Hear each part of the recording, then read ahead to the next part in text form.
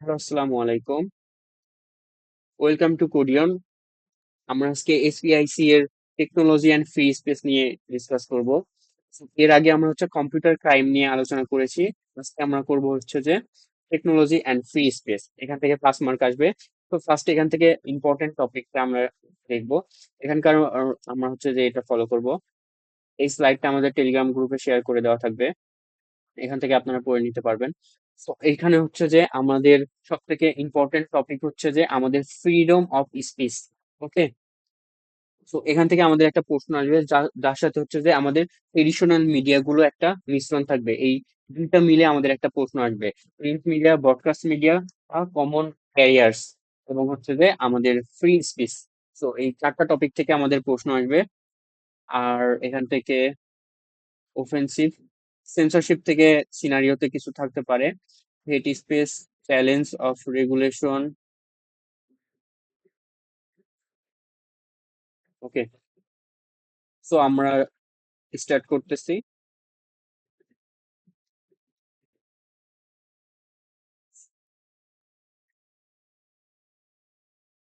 Changing paradigms. Changing paradigms এই টপিকটা আমরা যে একটু পর পড়বো, তাহলে আমাদের বুঝতে সুবিধা হবে। ফার্স্টে আমরা পড়ে আসবো ট্রেডিশনাল কমিউনিকেশন সিস্টেম। এইটা, তো ট্রেডিশনাল কমিউনিকেশন সিস্টেম তিনটা ভাগে ভাগ করা হয়েছে। একটা প্রিন্টিং মিডিয়া, একটা ব্রডকাস্ট মিডিয়া এবং common carriers. So traditional communication system কয় ভাগে ভাগ করা হয়েছে? তিনটা ভাগে: প্রিন্টিং মিডিয়া, ব্রডকাস্ট মিডিয়া এবং কমন ক্যারিয়ার্স। এবার আসি প্রিন্টিং মিডিয়া। প্রিন্টিং মিডিয়ার মধ্যে কোনগুলো পড়ে? নিউজ পেপার, ম্যাগাজিন, এইগুলো যে আমাদের প্রিন্টিং মিডিয়ার মধ্যে পড়ে, যেগুলো প্রিন্ট করে কাস্টমারের কাছে দেয়া হয়। তো এগুলো প্রিন্টিং মিডিয়া। এবার আসি ব্রডকাস্টের মধ্যে কোনগুলো পড়ে। টেলিভিশন, রেডিও, এগুলো সব ব্রডকাস্টের মধ্যে পড়ে। ওকে, যেগুলো এক জায়গা থেকে ব্রডকাস্ট করা হয়, then সকল জায়গায় এগুলো ছড়িয়ে পড়ে অটোমেটিক্যালি। এবং যে কমন ক্যারিয়ার্স, এগুলোর মধ্যে পড়ে টেলিফোন, টেলিগ্রাফ, পোস্টাল সার্ভিস এগুলো। টেলিগ্রাফ সংকেত, টেলিগ্রাফের মাধ্যমে আমাদের সংকেত পাঠানো হয়। টেলিফোন লাইনের মাধ্যমে যে কমিউনিকেশন করা হয়। এবং যে পোস্টাল সার্ভিস আমাদের ডাক সেবা, যেটা সেটা পোস্টাল সার্ভিস। ওকে, তো এই তিনটা আমাদের ট্রেডিশনাল কমিউনিকেশন সিস্টেম।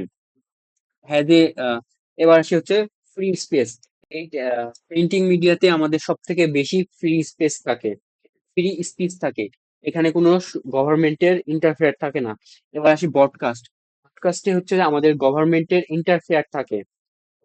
তো ব্রডকাস্টের যে স্ট্রাকচারটা দাঁড়ায়, যেমন এখানে এডিটর থাকে, তারপরে যে একটা অ্যাডমিন থাকে, এগুলো সব যে স্ট্রাকচারটা, এটা আমাদের গভর্নমেন্ট দ্বারা নিয়ন্ত্রিত হতে পারে। সো এখানে ফ্রিডম অফ স্পিচের সম্ভাবনা খুবই কম, মানে থাকে বাট একটু কম থাকে। এবং আসি কমন ক্যারিয়ার্স। এটা জাস্ট ক্যারিয়ার্স, এটার মাধ্যমে কমিউনিকেশন হয়। যদি এখানে কোনো কিছু হয়, তার রেসপন্সিবিলিটি এই ক্যারিয়ারের না। পোস্টাল সার্ভিস, পোস্টাল সার্ভিসের মাধ্যমে আমি কাউকে একটা চিঠি পাঠাইলাম, ওই চিঠির মধ্যে একটা থ্রেড দেওয়া ছিল। এখন আমি চিঠিটা পাঠিয়েছি এই কার মাধ্যমে? পোস্টাল সার্ভিসের মাধ্যমে। এই সার্ভিসটা আমি এক জায়গা থেকে আরেক জায়গায় পাঠিয়েছি। যে পাঠিয়েছে এখানে তার কোনো দোষ থাকবে না, সে কারণ সে জানেই না যে ওই চিঠির মধ্যে কি ছিল। তো এখানে এটা বলা হয়েছে যে অনলি ক্যারি ইনফরমেশন, মানে কমন ক্যারিয়ার্সরা শুধু ইনফরমেশন ক্যারি করে, they are not responsible for the content. এই এই যে ইনফরমেশনের মধ্যে কি ধরনের কন্টেন্ট আছে, তার রেসপন্সিবিলিটি এই কমন ক্যারিয়ার্স গুলো নেয় না। ওকে, সো আমাদের এই তিনটা বোঝা হয়ে গেছে। এবার আসে নিউ টেকনোলজি। নিউ টেকনোলজির মধ্যে আছে ভিভিএস এবং ডাব্লিউ ডাব্লিউ ডাব্লিউ। ওকে, ভিভিএস বুলেটিয়ান বোর্ড সিস্টেম। এটা অনেক আগেকার, এবং 90 দশকের পরে যখন ওয়েব সার্ভিস গুলো চালু হয়, তার তারপরে এগুলো আসছে। ওকে, তো বিবি বিবিএস টা মূলত আমাদের একটা মূল কম্পিউটার থাকবে, এই কম্পিউটারের সাথে অনেকগুলো কম্পিউটার কানেক্ট থাকবে। যেমন যে টপোলজির মতো। ওকে, সো এই কানেক্ট থাকবে। সবাই সবার সাথে কমিউনিকেট করতে পারবে, বাট এখানে কোনো আলাদা কেউ কমিউনিকেট করতে পারবে না। এই ধরনের যে সিস্টেম গুলো তৈরি করা হতো আগে, অনেক আগে, 90 দশকের দিকে, তখন এইগুলোকে বলা হচ্ছে বুলেটিয়ান বোর্ড সিস্টেম। এবার আসি ডাব্লিউ ডাব্লিউ ডাব্লিউ। ডাব্লিউ এগুলো একটা যে কোনো ওয়েবসাইট। তো এই নিউ টেকনোলজি আমাদের এই ট্রেডিশনাল টেকনোলজির কোনোটার মধ্যেই যায় না। কারণ যে আমরা ওয়েবসাইটে আমরা কিছু পোস্ট করতে পারি, ব্রডকাস্ট করতে পারি, এবং যে আমরা কমন ক্যারিয়ার্স হিসেবে ইউজ করতে পারি। সো এই নিউ টেকনোলজি গুলো আমাদের এই ট্রেডিশনাল টেকনোলজির থেকে সম্পূর্ণ আলাদা। Did not fit traditional framework, মানে আমাদের এই দুইটা যে নিউ টেকনোলজি, এগুলো আমাদের ট্রেডিশনাল টেকনোলজির সাথে মিলতেছে না। তো নট এক্স্যাক্টলি এই তিনটা, not exactly print media, broadcast media, common carriers. So এখন যদি আমি নিউজ পেপারের জন্য একটা আইন করি, সেই আইনটাই যদি আমি হচ্ছে টেলিভিশনের জন্য করি, সেই আইনটাই যদি আমি হচ্ছে যে টেলিগ্রাফ এর জন্য করি। টেলিগ্রাফটা মূলত কি, টেলিগ্রাফটা ইউজ করা হয় যে কোনো হচ্ছে যে সেনাবাহিনীর মিশনে বা কোনো কিছুতে। এখানে জাস্ট সংকেত পাঠানো হয়, এখানে কোনো ধরনের ডেটা বা কিছু পাঠানো হয় না, জাস্ট একটা সংকেত পাঠানো হয়। এই সংকেতের মিনিংটা শুধু ওই গ্রুপের মেম্বাররাই জানে। সো এইগুলোই হচ্ছে টেলিগ্রাফ। তো এখন যদি সবগুলোর জন্য একটা সিঙ্গেল আইনই থাকে, সাপোজ আমার নিউজ পেপার যদি আহ, কোনো ক্রাইম করা হয়, সেই একই ক্রাইমের জন্য যদি টেলিভিশনে এবং সেই একই ক্রাইমের জন্য হচ্ছে টেলিগ্রাফে সেম পানিশমেন্ট দেওয়া হয়, তাহলে তো এটা জাস্টিফাই হচ্ছে না। সো সো প্রতিটা আলাদা আলাদা মিডিয়ার জন্য আলাদা আলাদা ল এবং রেগুলেশন লাগবে। এইটাই হচ্ছে যে changing paradise. Different communication techniques have different level of constitution protection and government regulation. তো আমাদের এই যে ডিফারেন্ট টেকনোলজির জন্য ডিফারেন্স ল লাগবে, আইন লাগবে, গভর্নমেন্ট রেগুলেশন লাগবে। এইটাই হচ্ছে যে কমন চেঞ্জিং প্যারাডাইমস। তো এতটুকু শেষ। এবার আসে হচ্ছে ওপেনসিভ স্পিচ। এটা হচ্ছে যে কাউকে উত্ত্যক্ত করে কোনো ধরনের বাক্যবিতণ্ড যেগুলো হয়, এগুলো হচ্ছে ওপেনসিভ স্পেস। যেমন হচ্ছে কাউকে ডিস্টার্ব করা, ইনসাল্ট করা, এগুলো হচ্ছে যে ওপেনসিভ স্পেস। এগুলো কি কি হতে পারে? Political space. আমি এক ধরনের পলিটিক্যাল পার্টিকে সাপোর্ট করি, আমার আরেকটা ফ্রেন্ড আরেকটা পলিটিক্যাল পার্টিকে সাপোর্ট করে। এখন আমি যদি তাদের সাথে পলিটিক্যাল নিয়ে ডিসকাস করি, তাহলে দুজনের অবশ্যই মতের পার্থক্যের জন্য একটা বাক্য বিতর্ণ হয়ে যেতে পারে। রিলিজিয়াস স্পিচ এবং হচ্ছে যে অ্যালকোহল অ্যাডভার্টাইজমেন্ট। ওকে, অ্যালকোহল অ্যাডভার্টাইজমেন্ট এবং হচ্ছে নাজি ম্যাটেরিয়াল। নাজি ম্যাটেরিয়ালটা মূলত হচ্ছে দ্বিতীয় বিশ্বযুদ্ধের সময় জার্মানির একটা পার্টি ছিল, নাৎসি পার্টি। এখানে যে ধরনের সিম্বল জিনিসপত্র ইউজ করতো, এইগুলোকেই বলা হয় নাজি ম্যাটেরিয়াল। পরবর্তীতে এগুলোকে সবাই একটা নেগেটিভ ভাবে ইউজ করা স্টার্ট করছিল, যে কারণে এটা ওপেনসিভ স্পেস এর মধ্যে পড়ে।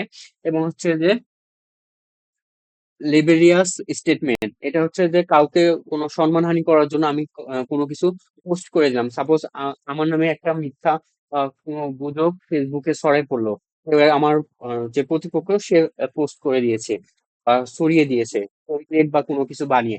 এই ধরনের যেগুলো, এটা হচ্ছে যে লেবেরিয়াস স্টেটমেন্ট। এবার আসি হচ্ছে অ্যাবর্শন ইনফরমেশন। অ্যাবর্শন ইনফরমেশন হচ্ছে যে কোনো ধরনের তথ্য ছড়ানো যাবে না। অ্যাবর্শন হচ্ছে যে মানে হচ্ছে গর্ভপাত রিলেটেড কোনো ধরনের তথ্য ইন্টারনেটে ছড়াই দেওয়া যাবে না। এইগুলো হচ্ছে যে আমাদের ওফেন্সিভ স্পেসের মধ্যে পড়ে। এবার আসি হচ্ছে সেন্সরশিপ। সেন্সরশিপ হচ্ছে আমরা কোনো কিছুকে রেস্ট্রিক্টেড অফ স্পেস রাখার জন্য যেগুলো করা হয়, সেগুলো হচ্ছে সেন্সরশিপ। তো সেন্সরশিপ এর মধ্যে পড়ে হচ্ছে মূলত আমি একটা সাপোজ বই লিখছি, এই বইটার যদি আমি আগে থেকে সেন্সরশিপ পেটেন্ট আমার নামে করে রাখি, তাইলে হচ্ছে এই বইটা অন্য কেউ তার নামে চালাতে পারবে না। এই ধরনের কাজগুলোই হচ্ছে অনলাইন যেগুলো করা হয়, অনলাইন ওনারশিপের মাধ্যমে, এগুলোই হচ্ছে সেন্সরশিপ করা হয়। সেন্সরশিপটা মূলত দিয়ে থাকে গভর্নমেন্ট, দিয়ে থাকে প্রাইভেট কোম্পানি, দিয়ে থাকে অথবা ইনস্টিটিউশন গুলো সেন্সরশিপ প্রোভাইড করে থাকে। আমার নামে একটা, আমার জন্য একটা ওয়েবসাইট ক্রিয়েট করছি, এই ডোমেনে আর কোনো ওয়েবসাইট ইন্টারনেটে পাবলিশড হবে না। এটাই মূলত সেন্সরশিপ দেওয়া কন্ট্রোল করা হয়। এটা হচ্ছে যে এঙ্গেজ দিয়ে থাকে, হচ্ছে এই তিনটা দিয়ে থাকে। এবং প্রপোজ করতে পারে পিটিশন ফর সেন্সরশিপ। সেন্সরশিপের জন্য অ্যাপিল করে কারা? আদার্স গ্রুপ অথবা ইনস্টিটিউট। এগুলো হচ্ছে সেন্সরশিপের জন্য অ্যাপিল করে। এবং এই সেন্সরশিপের মূল কারণটা কি? সেন্সরশিপের মূল কারণ হচ্ছে ন্যাশনাল সিকিউরিটি। এখন হচ্ছে আমার দেশে আমি কোনো ধরনের অশ্লীলতা চলতে দিব না, তখন হচ্ছে যে এই ধরনের যে ওয়ার্ড গুলো আছে, এই ওয়ার্ড গুলো আমরা রেস্ট্রিক্টেড করে দেবো। তখন হচ্ছে যে এই ওয়ার্ড গুলো যখনই আমার দেশের ইন্টারনেট ইউজাররা ইউজ করবে, তখনই ওই পোস্টটা বা কোনো ভিডিও বা কোনো কিছু ওইগুলো অটোমেটিক্যালি ডিলিট হয়ে যাবে, বা কোনো সাইটকে আমরা অ্যাক্সেস করতে পারবো না। তো ওই সাইটকে আমরা ব্লক করে দিয়ে রাখতে পারবো। তো হচ্ছে যে hate speech, child protection, prevention level, এগুলোতে আমরা এই কারণগুলোর জন্যই আমরা হচ্ছে যে সেন্সরশিপ ইউজ করব। এবং সেন্সরশিপ গুলো কিসে হয়? মিডিয়াতে সেন্সরশিপ দেওয়া হয়, ইনক্লুডিং স্পিচে সেন্সরশিপ দেওয়া হয়, বুকে, মিউজিক, ফিল্ম, রেডিও, টেলিভিশন এগুলোতে সেন্সরশিপ প্রোভাইড করা হয়। সাপোজ আমি একটা টেলিভিশন চ্যানেল খুলতে চাচ্ছি, নাম দিলাম হচ্ছে যে SPIC চ্যানেল। আমি SPIC দিয়ে একটা সেন্সরশিপ নিয়ে নিব, তাহলে হচ্ছে যে আর কেউ ওই নামের টেলিভিশন চ্যানেল বা পডকাস্ট চ্যানেল ক্রিয়েট করতে পারবে না, পডকাস্ট চ্যানেল ক্রিয়েট করতে পারবে না। ওকে, তো সেন্সরশিপ বুঝলাম। এবার আসি হচ্ছে হেট স্পেস। হেট স্পেসটা হচ্ছে একটা অফেন্সিভ স্পেসের একটা স্পেসিফিক পার্ট। মানে অফেন্সিভ স্পেস গুলো কোনো একটা স্পেসিফিক পার্সনের উপর যখন করা হয়, তখন সেটা হেট স্পেস হিসেবে কাউন্ট করা হয়। রেস মানে কোনো জাতির বিরুদ্ধে, রিলিজিয়নের বিরুদ্ধে, জেন্ডারের বিরুদ্ধে আমরা হেট স্পেস ইউজ করতে পারি। এই হেট স্পেসের মধ্যে আমাদের সোশিয়াল যে পিস গুলো, সেগুলো হচ্ছে যে থ্রেটের মুখে পড়তে পারে, যে কারণে আমাদের হচ্ছে যে এ জাজ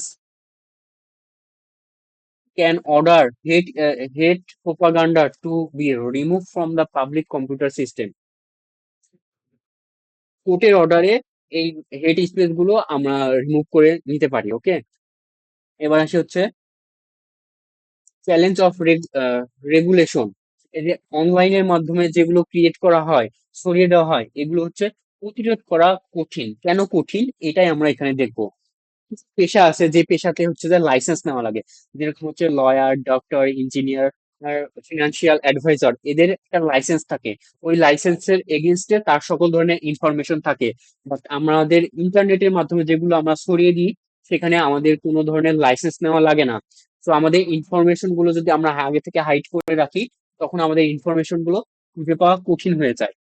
তো এই জন্যই আমাদের হচ্ছে মূলত এই অনলাইনের মাধ্যমে যে ফ্রড গুলো হয়, ক্রাইম গুলো হয়, এগুলো আমাদের নিয়ন্ত্রণ করা কঠিন হয়ে যায়, বিকজ অফ আমাদের লাইসেন্স থাকে না।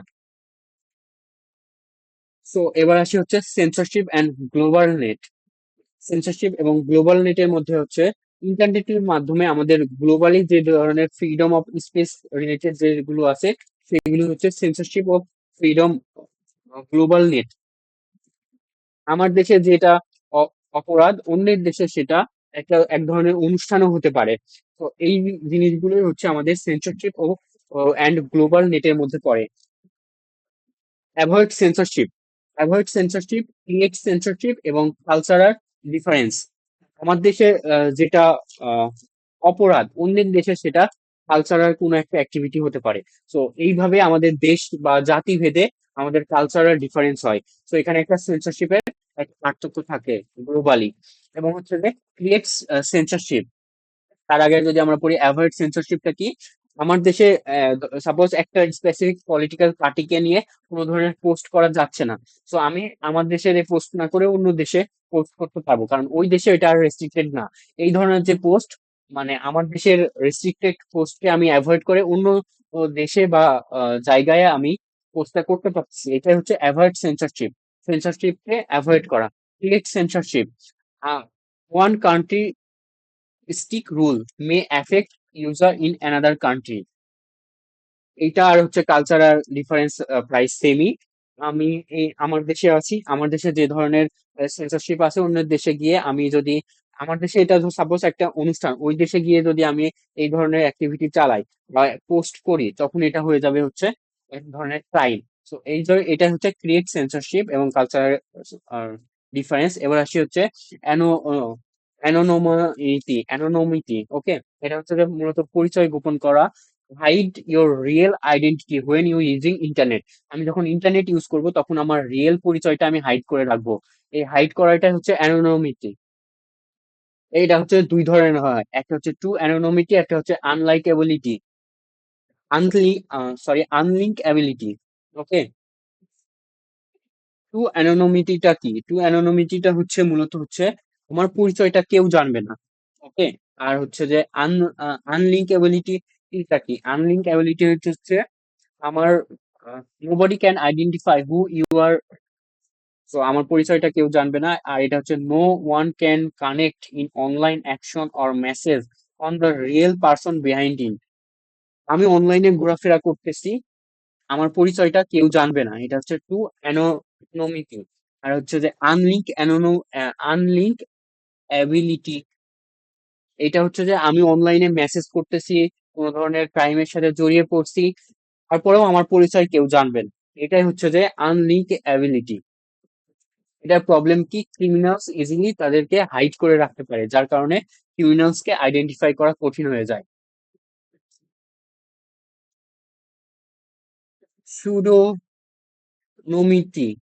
সুডোনোমিটি, এটা হচ্ছে ছদ্মনাম। এটা তিনটা ভাগে ভাগ করা যায়। আমি হচ্ছে যে অনলাইনে ঘোরাফেরা করব, আমার একটা ছদ্মনাম ইউজ করব। সাপোজ আমার নাম হচ্ছে যে এ, বাট আমার অনলাইনে দেওয়া আছে আমার নাম হচ্ছে জেড। এই ধরনের কাজগুলো হচ্ছে সুডোনোমিটির মধ্যে পড়ে। একটা সিনারিও দেওয়া আছে, অরিজিনাল নেম এবং হচ্ছে তার একটা ছদ্মনাম দেওয়া আছে, এখন আমাদেরকে বলতে পারে এটা কি ধরনের কম্পিউটার ক্রাইম বা কার মধ্যে পড়ে। তখন এটা হচ্ছে সুডোনোমিটি নিয়ে আমাদের লিখা লাগবে। এটা তিনটা টাইপ আছে, একটা হচ্ছে যে পাবলিক সুডোনোমিটি, একটা হচ্ছে নন পাবলিক, একটা হচ্ছে আনলিঙ্কেবল। ওকে, পাবলিকটা কি, পাবলিকটা হচ্ছে সাপোজ আমার নাম হচ্ছে এ, বাট আমার অনলাইনে দেয়া আছে বি। এখন যদি পাবলিক হয়, তাইলে হচ্ছে যে আমার এর এ কে সবাই চিনে, বি বি চিনে, এ কে বি চিনে। সরি, এটা তো ডাবল বি হয়ে গেল।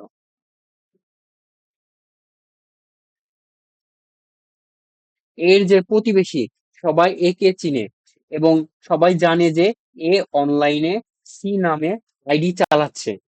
তো এইটা হচ্ছে যে পাবলিক হয়ে যাবে। Everyone know who the real পার্সনকে সবাই চিনে। নন পাবলিক কি, only system administrator know the real identity, শুধু সিস্টেমটা জানে যে এ, এর অরিজিনাল নাম হচ্ছে এ, আর কেউ জানে না। এবার হচ্ছে আনলিঙ্কেবল কি, সিস্টেমও জানে না যে এই বি এর অরিজিনাল পরিচয়। সো এই তিনটা ক্যাটাগরিতে ভাগ করা হয় সুডোনোমিটিকে। সো কি, পাবলিক, নন পাবলিক হচ্ছে, আর একটা হচ্ছে আনলিঙ্কেবল। এবার আসি হচ্ছে অ্যানোনোমাস রিমেলার অ্যান্ড ওয়েব ব্রাউজার। আমরা ওয়েবসাইট ইউজ করে একসাথে অনেকজনকে ইমেল পাঠাতে পারি, এবং আমি আমার পরিচয়, যে ইমেল আইডি, সেটা হাইড করেও পাঠাতে পারবো। এই যে হাইড করে পাঠানো, এটাই হচ্ছে অ্যানোনোমাস রিমেলার। কিছু সফটওয়্যার আছে, যে সফটওয়্যার গুলো আমার জিমেল এর যে ডোমেন এবং আমার জিমেল এর যে নাম, সেটা হাইড করে, জিমেল অ্যাড্রেসটাকে হাইড করে আমার যাকে সেন্ড করতে চাচ্ছি তার কাছে পাঠায়। এটা হচ্ছে ফিনল্যান্ডে আবিষ্কার করা হয় 1973 সালে, জোহান নামের একটা সায়েন্টিস্ট। ওকে, এগুলো লাগবে না। A service that send email hide the sender identity. Okay, এটা কিভাবে হয়, আমি হচ্ছে যে একটা ইমেল পাঠাচ্ছি, কোথায় পাঠাচ্ছি, রিমেলার একটা সফটওয়্যার আছে সেখানে পাঠাচ্ছি। রিমেলার কি করতেছে, আমার হচ্ছে যে যে ইমেল আইডি সেটা হাইড করতেছে, রিমুভ করতেছে, সেন্ডার আর অ্যাড্রেসকে আমি সে রিমুভ করে দিচ্ছে। রিমুভ করে আমি যাকে ইমেল পাঠাচ্ছি সেখানে ফরওয়ার্ড করে দিচ্ছে। এবং এটা যে রিমুভ করলো, এই রিমুভের কোনো হিস্টোরি সে কালেক্ট করে রাখবে না, যে কারণে কে ইমেল পাঠাইছে সেটা আর দেখা যাবে না। এটা হচ্ছে ইমেল থ্রেডে ইউজ করা হয়।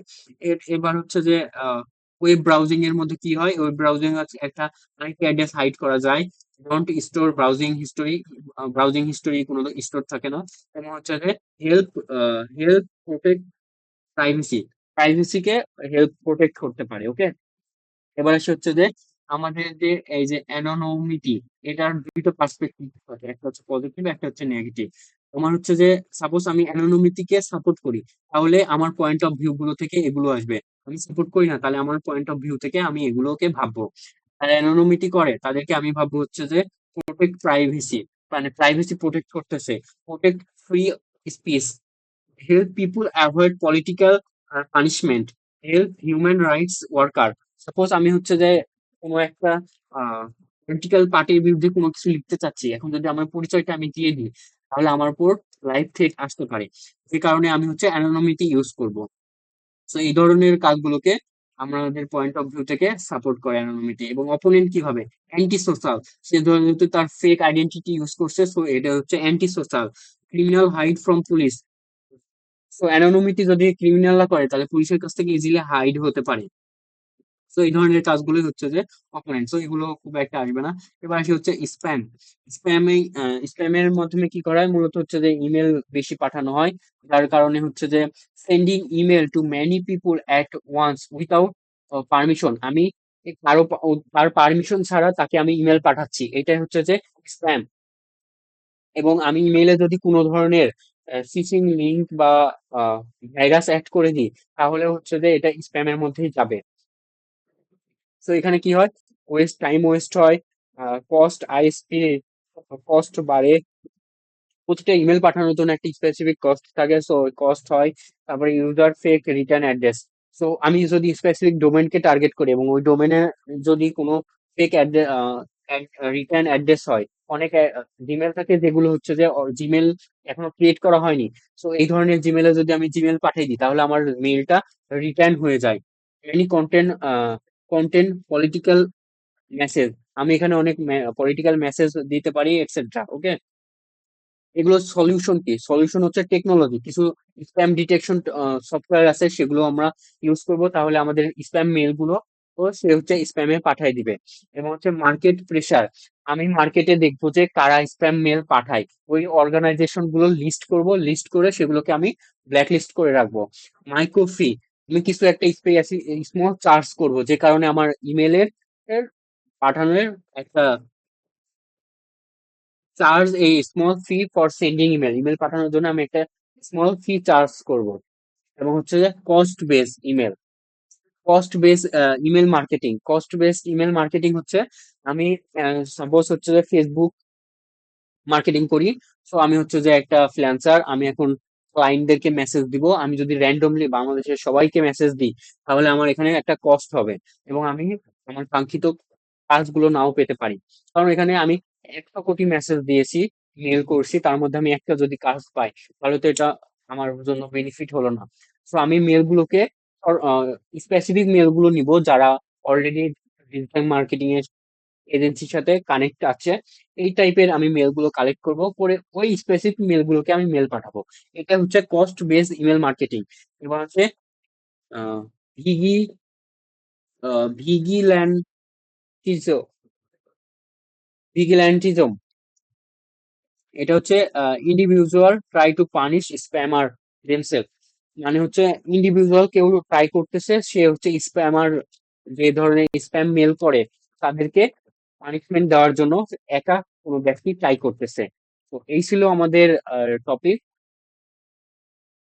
তো এখান থেকে মূলত প্রশ্ন আসতে পারে হচ্ছে freedom of speech. Freedom of স্পিচের মূল সিস্টেমটা হচ্ছে ইন্টারনেটটাই কিন্তু একটা ফ্রিডম অফ স্পিচ। তো এটাকে স্পেসিফিক ভাবে যদি আরো স্পেসিফিক করা হয়, তাহলে হচ্ছে প্রিন্টিং মিডিয়া হচ্ছে ফ্রিডম অফ স্পিচের একটা মূল বেস। তো এতটুকুই হচ্ছে আমাদের টেলি টেকনোলজি অ্যান্ড ফ্রি স্পেসের টপিক। ধন্যবাদ।